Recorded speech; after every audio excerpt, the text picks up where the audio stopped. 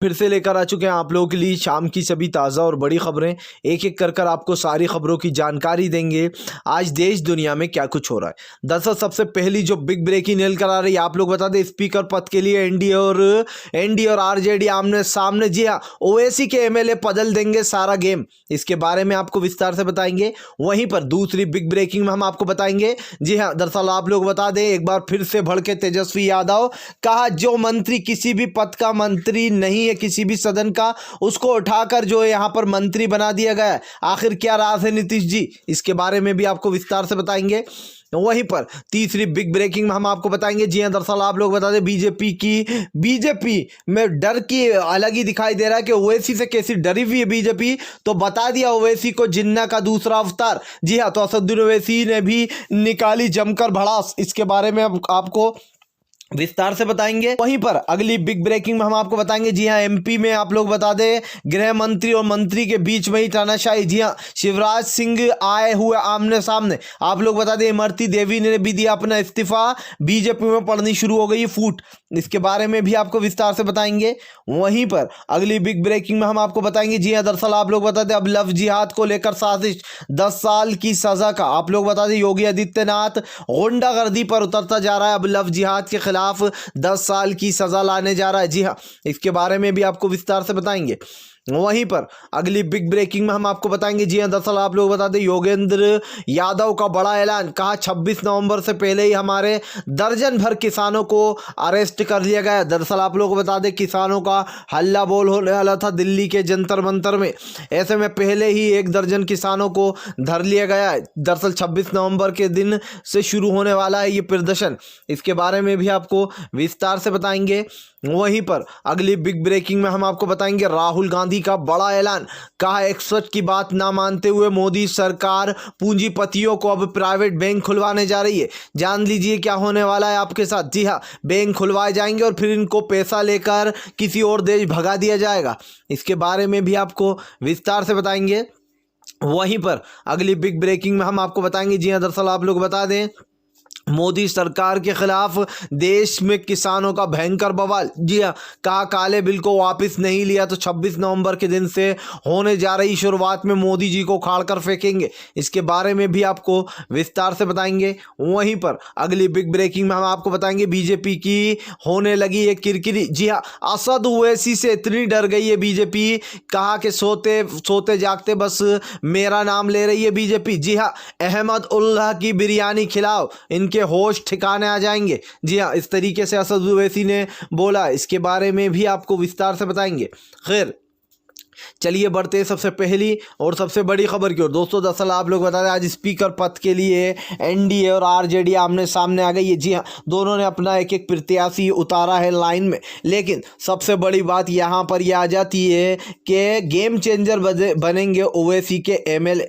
जी हाँ, ये तो आप सभी जानते हैं कि आज स्पीकर पद है और ऐसे में भाई यहाँ पर स्पीकर पद के लिए वोटिंग दी जाएगी कि कौन जो है यहाँ पर स्पीकर का पद हासिल करेगा। आरजेडी ने अपना एक प्रत्याशी खड़ा किया है और एनडीए ने अपना। सबसे बड़ी बात यहाँ पर यह आ जाती है कि असदुद्दीन ओवैसी के जो एमएलए हैं वो ये सारा खेल पलट सकते हैं। जी हाँ, आज सदन में कल भी बहुत बड़ा हंगामा हुआ था और आज जैसे कि वोटिंग होने जा रही है तो उसको लेकर भी लोगों में यह है कि आखिर कौन जीतेगा। जी हाँ, और अगर यहाँ पर आरजेडी जीत जाती है तो आरजेडी के पास एक अच्छा मौका होगा। खैर चलिए हम बढ़ते हैं एक और अगली बिग ब्रेकिंग की तरफ। बता दें आप लोगों को अगली जो बड़ी खबर निकल कर आ रही है ओवैसी से डरी बीजेपी तो उतर आई जिन्ना और पाकिस्तान करने पर। जी हाँ, दरअसल आप लोग बता दें जिन्ना का दूसरा अवतार बता दिया गया है असद ओवैसी को। दोस्तों आप जानते हैं कि बीजेपी की सरकार में कितनी ज़्यादा डर और भय बैठा हुआ है असदुद्दीन ओवैसी का। जब से असदुद्दीन ओवैसी ने सीमांचल में 5 सीटें क्या हासिल कर ली तब से तो बीजेपी के मानो होश उड़ गए, आरएसएस के बोलती बंद हो गई। ऐसे में आप लोग बता दें असद ओवैसी को जो यहाँ पर जिन्ना बता दिया, कहा पाकिस्तान के जिन्ना का दूसरा अवतार है ओवैसी। ऐसे में आप लोग बता दें असद ओवैसी में ज़बरदस्त तरीके से भड़ास निकालते हुए कहा कि इन लोगों को ज़रा सी बिरयानी खिलाओ। जी हाँ, आप लोग बता दें हैदराबाद के चुनाव होने वाले हैं और ऐसे में अब बीजेपी अपनी रणनीति बना रही है जीतने के लिए। ऐसे में आप लोग बता दें असद ओवैसी ने कहा कि इन्हें अहमद उल्लाह की बिरयानी खिलाओ। जी हाँ, होश ठिकाने ठिकाने आ जाएंगे इन लोगों के। कभी हमें पाकिस्तान का जिन्ना बताते हैं तो हमें पाकिस्तान का रहने वाला बताते हैं, कभी कभी कहते हैं कि हम इधर के हैं तो कभी कहते हैं हम कांग्रेस से मिले हुए हैं, कोई कहता है हम बीजेपी से मिले। इन लोगों को हमारा डर बैठ चुका है, हमारी पार्टी से इनको डर लगने लगा है। मुझे तो डर है कि कहीं ये सोते सोते भी मेरा नाम ला देते हो कि अरे असदुद्दीन ओवैसी आ गया। जी हाँ, यानी कि ओवैसी ने चुटकुले के अंदाज में और किरकिरी कर दी 15 मिनट में, बीजेपी के 2 मिनट में होश ठिकाने लगा दिए। कहा अगर कोई प्रमाण है तो लाकर बता दे, या फिर ऐसी बकवास करना बंद कर दे बीजेपी, वरना हैदराबाद की बिरयानी खिला देंगे अहमदुल्ला की, होश ठिकाने आ जाएंगे। जी हाँ, इस तरीके की बातें बोली हैं ओवैसी ने। खैर चलिए हम बढ़ते हैं एक और अगली बिग ब्रेकिंग की तरफ। बता दें आप लोग को अगली जो बड़ी खबर निकल कर आ रही है। जी हाँ, दरअसल एमपी में बीजेपी में ही पड़ी फूट। आप लोग बता दें दोस्तों, इमरती देवी ने दे दिया है अपना इस्तीफा। दरअसल इमरती देवी जो है हार गई थी और ऐसे में अब उन्होंने अपना इस्तीफा देते हुए कहा कि शिवराज ये माने या ना माने, मैं अपना इस्तीफा देती हूँ इस पद से। वहीं दूसरी तरफ आप लोगों को ये भी बता दें कि शिवराज और गृह मंत्री के बीच में आपस में ही तानाशाही हो गई। जी हाँ, जहाँ एक तरफ मुख्यमंत्री और गृह मंत्री आपस में ही उलझते हुए नजर आ रहा है। दरअसल नरोत्तम मिश्रा जो है वो अब शिवराज सिंह चौहान से भी आगे निकलने के बारे में सोच रहे। नरोत्तम शुक्ला ने भी कुछ दिन पहले कहा था कि वो लव जिहाद के खिलाफ 5 साल का कानून लाएंगे। इसी के साथ साथ उन्होंने आप लोग बता नेटफ्लिक्स की कई उस पर भी रोक लगाई है। अब इससे शिवराज सिंह चौहान को डर लग रहा है कि मेरे से आगे तो ये नरोत्तम मिश्रा निकल रहा है जो कि गृह मंत्री है। ऐसे में दोनों में आनाशाही हो गई है और अब अनुमान लगाया जा रहा है कि दोनों ही आपस में लड़ बैठेंगे। यानी कि साफ साफ दिखाई दे रहा है कि बीजेपी में फूट डलना शुरू हो चुकी है। खैर चलिए हम बढ़ते हैं एक और अगली बिग ब्रेकिंग की तरफ। बता दें आप लोगों को अगली जो बड़ी खबर निकल कर आ रही, फिर से एक बार लव जिहाद वाले मुद्दे को उठा रही योगी सरकार। जी हाँ, दरअसल इलाहाबाद हाई कोर्ट से फटकार लगने के बाद अब 10 साल का कानून लेकर आ रही है योगी सरकार। जबकि हालांकि साफ साफ ये बताया गया कि आर्टिकल 21 में ये साफ साफ लिखा है कि लव जिहाद जैसी कोई चीज़ नहीं होती और इंसान अपनी मर्जी से ये फैसला ले सकता है। दोस्तों सबसे बड़ी बात यह है कि यहाँ पर मुस्लिम लड़के और हिंदू लड़कियों को टारगेट किया जा रहा है। जी हाँ, दरअसल अब शादी करने से पहले अगर सिर्फ शादी के लिए लड़की का धर्म परिवर्तन कराया गया तो उसको 10 साल की सज़ा हो सकती है, या फिर अगर लड़के और लड़की को शादी करना है तो पहले उसे डीएम से अनुमति लेनी होगी और डीएम के पास जब वो लोग जाएंगे तो आप समझ सकते हो कि फिर क्या होगा। माँ बाप को बुलाना पड़ेगा और ओबियसली माँ बाप मानते नहीं हैं ऐसी शादियों के बारे में और फिर शादी हो नहीं पाएगी। ये झगड़े काफ़ी आगे तक जाएंगे और लड़का और लड़की अलग हो जाएंगे। तो एक तरीके से ये उन दोनों की आज़ादी छीनने वाला काम कर रही है योगी सरकार। आपने देखा होगा कि कोई उचके या ना उचके, लेकिन योगी हमेशा उचकता है। वो सबसे पहले जल्द से जल्द काले कानून लाने की कोशिश करता है। योगी कभी ये कोशिश नहीं करेगा कि यूपी में जो क्राइम रेट बढ़ता जा रहा है, जो लगातार रेप की संख्याएं बढ़ती जा रही हैं, उस पर रोक लगाई जाए। क्या लव जिहाद रेपिस्टों से भी बड़ा हो गया क्या? अगर इस वक्त यूपी में कानून व्यवस्था की सबसे बड़ी ज़रूरत है। दूसरी जो बात आ जाती है वो ये है कि यूपी में बिल्कुल भी कानून व्यवस्था नहीं है। आए दिन रेप हो रहा है, आए दिन मर्डर हो रहा है। इन चीज़ों को देखने के बजाय सरकार लव जिहाद जैसे फालतू के मुद्दे पर अड़ी हुई है। जी हाँ, लव जिहाद जैसी कोई चीज़ नहीं है। हालांकि सुप्रीम कोर्ट और कोर्ट अपना काम करेगा।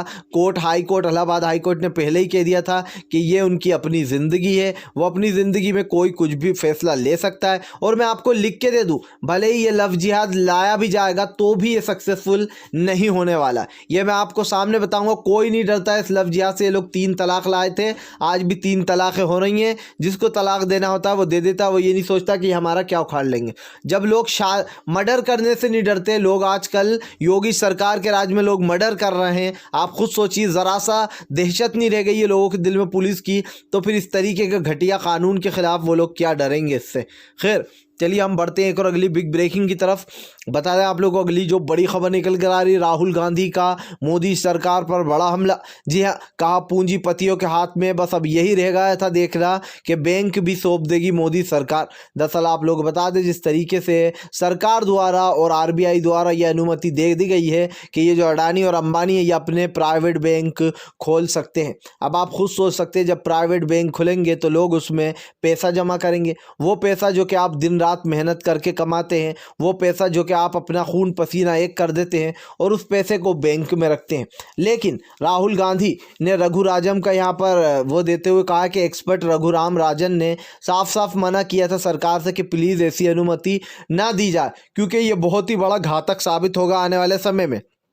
लेकिन उसके बावजूद भी यहाँ पर मोदी सरकार और आरबीआई ने इसकी अनुमति दे दी है कि प्राइवेट बैंक खोल सकते हैं। अब सबसे बड़ी बात यह है कि जब इनके बैंकों में खूब पैसा हो जाएगा इस जनता का, तो राहुल गांधी ने कहा कि इन बैंकों को बाहर ये लोग पैसा लेके चपत हो जाएंगे और इनको इस देश से बाहर भेज दिया जाएगा और फिर सरकार इनको ढूंढने की भी कोशिश नहीं करेगी और जनता को बेवकूफ़ बनाएगी कि हम उन्हें ढूंढ रहे हैं। तो आप सोच लीजिए कि आपका जमा करा हुआ पैसा जो आप इतने खून पसीने के साथ कमाएंगे, वो पैसा लेकर उन्हें गायब कर दिया जाएगा और फिर वो भी हो जाएंगे तड़ी पार। जी हाँ भाई, अब आप सोच सकते हैं कि किस तरीके से यहाँ पर जो देश की जनता का पैसा है, इससे पहले लक्ष्मी विलास बैंक जिसमें सिर्फ 25,000 रुपये की वो दी गई है कि अब आप 25,000 निकाल सकते हो उस बैंक के बाहर। न जाने कितने खाता धारक बाहर खड़े रहते हैं, न जाने कितने लोगों का पैसा फंसा हुआ है, आज उनको ज़रूरत है लेकिन उसके बावजूद वो बैंक में से पैसा नहीं निकाल पा रहा है। खैर चलिए हम बढ़ते हैं एक और अगली बिग ब्रेकिंग की तरफ।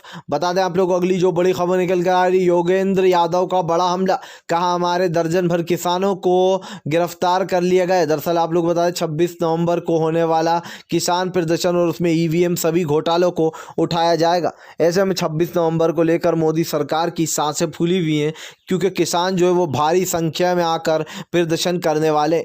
ऐसे में कल देखना ये होगा कि दिल्ली पर भी पुलिस की जो वो होगी तैनात वो ज़्यादा होगी, क्योंकि किसानों का बड़ा हमला होने वाला है दिल्ली पर और 26 नवंबर के दिन भयंकर प्रदर्शन शुरू होने वाला है। आप लोग बता दें किसानों के लिए जो काला बिल लाया गया है, इसको लेकर योगेंद्र यादव ने अपनी कमर कस ली है। उनके साथ साथ कई किसान संगठन 30 से 65 किसान संगठन साथ हैं। ऐसे में माना जा रहा है कि ये जो यहाँ पर प्रदर्शन होने वाला है ये बहुत ही बड़ा और बहुत लंबा प्रदर्शन होने वाला है। इसमें कई मुद्दे उठाए जाएंगे। एक तो आप लोग बता दें किसानों का मुद्दा है, तो दूसरा जो ईवीएम में घोटाला हो रहा है उस मुद्दे को भी उठाया जाएगा कि ईवीएम को तुरंत हटाया जाए तत्काल में, क्योंकि ईवीएम से सच में भी काफ़ी घोटाले हो रहे हैं। वहीं दूसरा तीसरा जो मुद्दा है वो एनआरसी और सीएए का भी उठाया जाएगा कि इस बिल को, काले कानून को जल्द से जल्द जो है यहाँ पर रद्द किया जाना चाहिए। लेकिन सबसे बड़ी बात यह आ जाती है कि जो अहम चीज़ें सुप्रीम कोर्ट में पड़ी हुई हैं उन पे कोई सुनवाई नहीं हो रही है। आज एनआरसी और सीएए को सुप्रीम कोर्ट का यह आदेश होना चाहिए कि इसको रद्द करना चाहिए, क्योंकि ये बाबा साहब अम्बेडकर ने अब सबको एक तरीके का संविधान दिया है और ये संविधान को बदलने की बात कर रही है भाजपा की सरकार। वहीं दूसरी तरफ जब भी इस तरीके की याचिकाएं दायर की जाती हैं तो वो धूल खाती रहती हैं और अगर बीजेपी के पक्ष की कुछ बात होती है तो कोर्ट फौरन सुना देता है। तो इस तरीके के सवाल सुप्रीम कोर्ट पर उठते आए हैं और अभी भी लोग इस तरीके के सवाल उठा रहे हैं।